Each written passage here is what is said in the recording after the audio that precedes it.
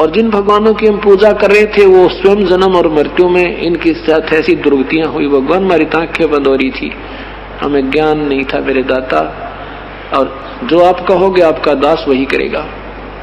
परमात्मा ने कहा जो पूजाएं की तुमने रखी हुई है ना, मूर्ति वगैरह, वो नहीं रहनी चाहिए, उसको जल प्रवाह कर दो समुद्र में। और केवल कहते हैं गुरु की पूजा में सब पूजाएं आ जाती है, क्योंकि उसमें इतना ज्ञान था नहीं। केवल यही सतगुरु ने बताया कि गुरु की पूजा में सब पूजा आ जाती। वो स्वयं मालिक आए हुए थे, उपदेश ले लिया, और सतगुरु की हाथ से बनी हुई चित्र मिलते थे वहां पर, वो ले लिए और जहाज लेकर के चल पड़ा विदेश के लिए। और उसमें से जो सारी मूर्तियां थी देवी देवता की, गणेश की, सब शेरा वाले की, संतोषी माता की, सब पूरा कमरा बना रखा था। धार्मिक व्यक्ति होते हैं वो ऐसे संग्रह करके रखते हैं, सब देवताओं की पूजा करते हैं, क्योंकि वो भक्ति के व्यापारी होते हैं। और भक्ति का व्यापारी जो है वो लूटना चाहता है कि सारी लूट लूं, गणेश जी ने भी लूट लो, शिव जी ने भी लूट लो, भगवान कृष्ण ने भी लूट लो, इनसे भी लाभ मिल जाए, इनसे भी मिल जाए। तो इसलिए वो सब मूर्तियों की ढेर रखी हुई थी, श्रद्धा होती है।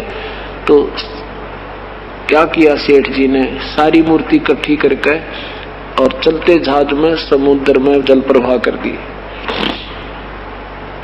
और एक मूर्ति अपने सतगुरु की लगा दी। अब वो तो भगवान भी वही थे और गुरु भी वही थे। अब ये आजकल के नकली गुरु अपने आप को भगवान कहलाते हैं कि गुरु भगवान होता है। भगवान गुरु जो है इष्ट हमारा जो मालिक होता है, और गुरु उससे मिलाने वाला एक मीडिया होता है। ये तीन सतिथि न्यारी होती है, लेकिन हमने गुरुजीव को ईश्वर के तुल्य मानकर चलना पड़ेगा, लेकिन फिर भी इष्ट अलग ही होता है। अब उन जहाज के अन्य सेठों ने देखा कि दामोदर जी तो बहुत बड़े श्रद्धालु थे, इतनी देवताओं की मूर्ति थी, ये कहाँ गई? उसका मंदिर देखा, उस जहाज में बना रखा था, खाली एक मूर्ति टंगरी कबीर दुलाए की। तो उन्होंने पूछा, सेठ जी वो देवी देवताओं की मूर्ति कहाँ रख दी आपने, ये क्या कर दिया आपने, कहाँ गई वो? सेठ जी ने कहा कि मैंने भाई नाम ले लिया, और नाम लेने के बाद कहते हैं गुरुजी की पूजा करनी होती है। भगवान ये देवता भी राजी नहीं होते जब गुरु की पूजा करके इनकी पूजा कराता है, इसलिए गुरुदेव के आदेश से मैंने जल प्रवाह कर। अरे ये गुरुजी कौन है तेरा? भैया मेरा भगवान है। सेठ जी ने कहा के नाम है इनका? कि कबीर जुलाहा, कबीर नाम है इनका। अब वो काशी के सेठ कहने लगे वो धानक है, वो जुलाहा के वो धानक। अब सेठ जी कहने लगे भाई कुछ भी कहो तुम, मेरा तो यू भगवान हो गया और मेरे हृदय ने मान लिया, अब तुम कुछ भी कहो मेरे लिए परमात्मा है। तो उसका नाम कबीर धर दिया। सेठों ने व्यंगात्मक उनको कबीर कहने लगे दामोदर को, कि वो आ गया कबीर। और परमात्मा की महिमा, क्योंकि 1-2 महीना सेठ वहां रुका था और सतगुरु की लीला सुनी थी, लोगों को लाभ हुए, उन्होंने सुनाए थे। उनकी सुनी हुई कथाओं को जहाज में अपने अन्य सेठ साथियों को दामोदर 2 महीने तक सुनाता गया जहाज से पार करने में। तो वो दूसरे कहने लगे भी पागल हो गया, न्यू कहने लगे यू आ गया कबीर, वो आ गया कबीर, आजा कबीर सेठ आजा भाई। अब परमात्मा तो वो सोचा करता बढ़िया है, नकुम्या के मुंह तो भगवान का नाम तो निकल रहा है, इनका भी उद्धार हो जाएगा किसी ना किसी तरह, कुछ भी कहो ये। तो वापस आ रहे थे 6 महीने के बाद, 1 वर्ष के बाद वापस जहाज आ रहा था और एक समुद्री तूफान उठा। इतना भयंकर तूफान होता है, 50-40 फुट ऊंचा, हवा में पानी उठकर आंधी की तरह ऐसे फुल स्पीड पर 200 किलोमीटर प्रति घंटा स्पीड से प्रस्थान कर देता है, और वो दूर से नजर आ जाता है। और ले भाई, तो वो ऐसी स्थिति आ गई, चांद का चांदना था और आभास हो गया कि समुद्री तूफान बहुत जोर का उठ लिया।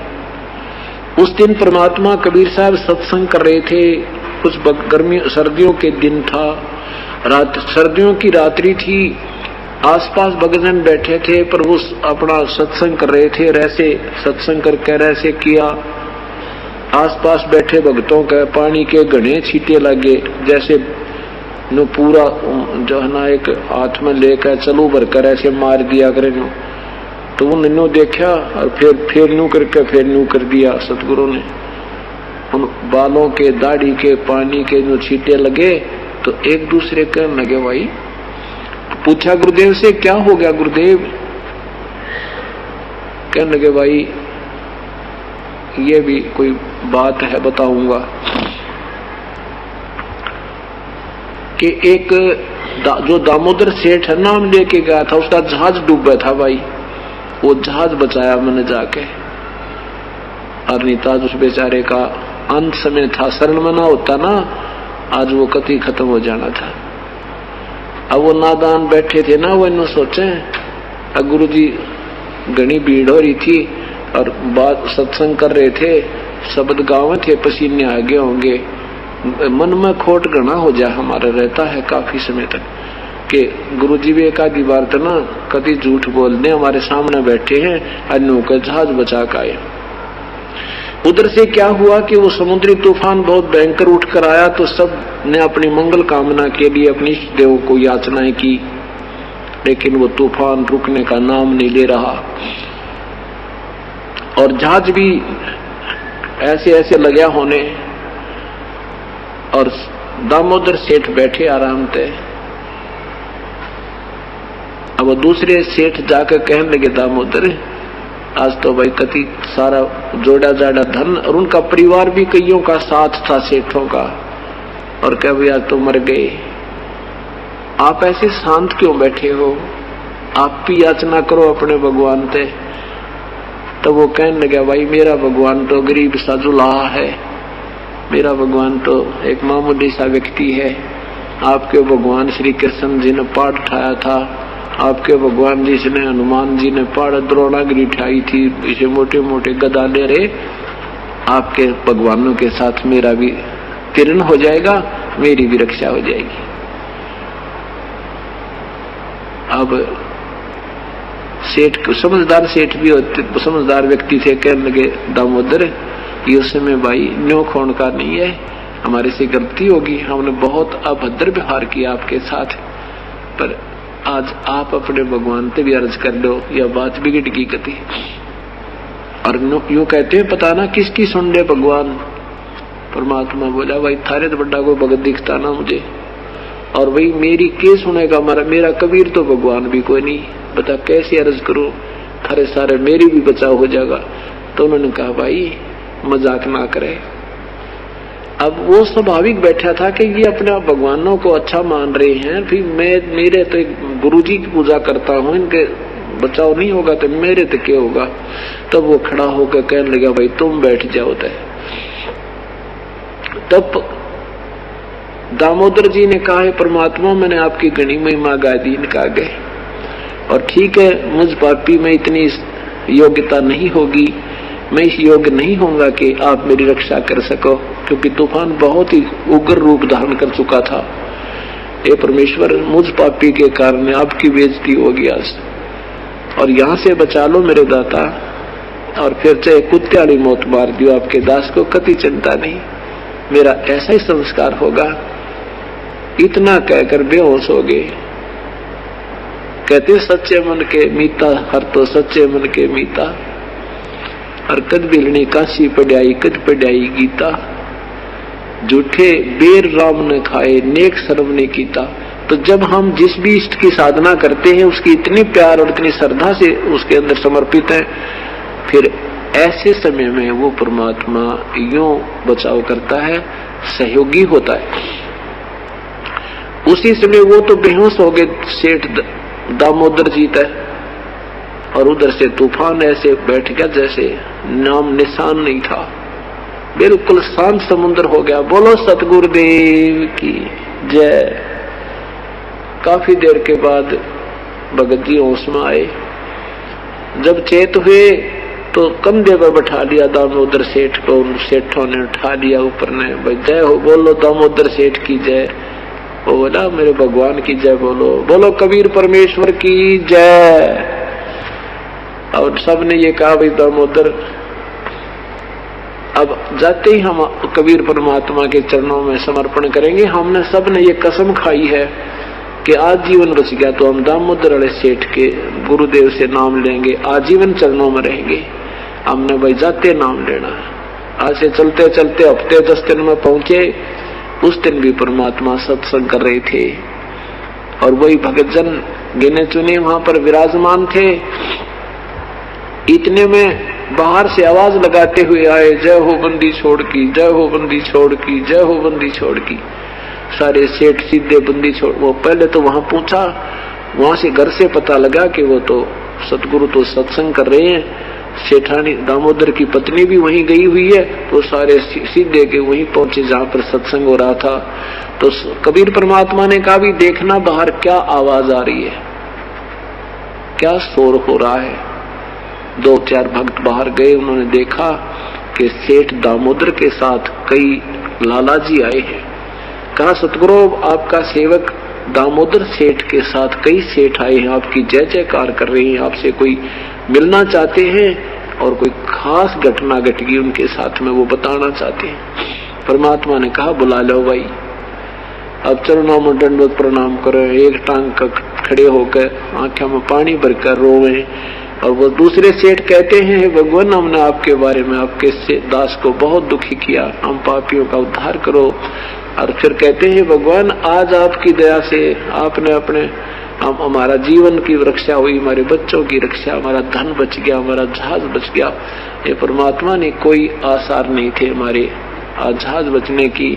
आपने अपने बच्चे की बड़ी पुकार सुनी, आपको याद करके ये बेहोश हो गया दामोदर। ये भगवान आपने तुरंत जहाज रोक दिया, जहाज बचा दिया, समुद्र का तूफान रोक दिया मालिक, हम आपके चरणों में आए हैं। तो परमात्मा ने उन सबको उपदेश दिया। और वो आसपास बैठे वो मूर्ख भक्तजन क्या सोच रहे थे कि गुरुजी के पसीने आगे इसलिए कह रहे और वो झूठ बोल रहे हैं। मन मन में संकल्प कर रहे थे कि झूठ बोल रहे हैं।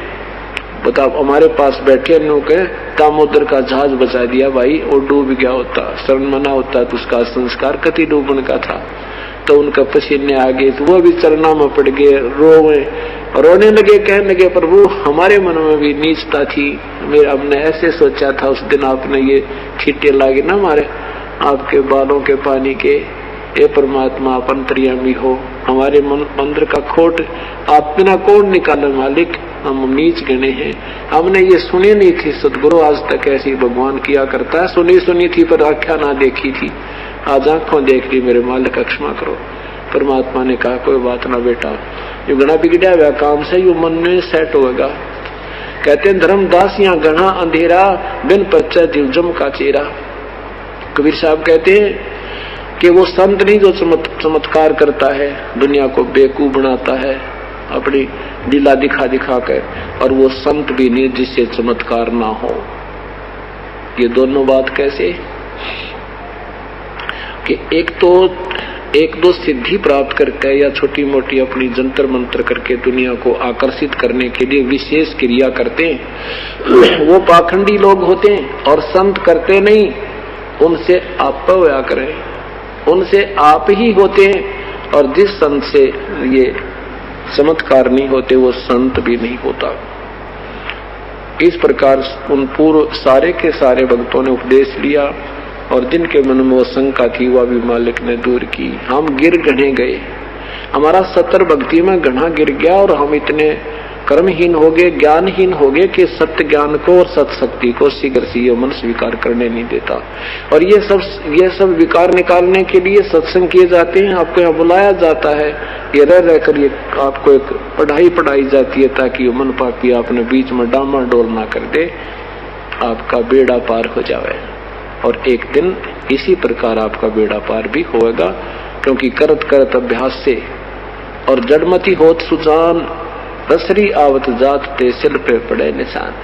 पत्थर भी निशान हो जाता है। ऐसे बार बार की सत्संग सुनेंगे, अपने भगवान की महिमा सुनेंगे, ये मन सरेंडर कर देगा। एक दिन अर्जुन कहेगा भगवान कबीर साहब ही है। अब तो ये काल का दूत है, उन्हीं महिमाओं को गाता फिरता है, उन्हीं पर ज्यादा विश्वास करता था। अब ये आत्मा प्रबल हो जाएगी, इसको धिक्कारने लग जाएगी और अपने भगवान पर पूर्ण विश्वास होगा। और विश्वास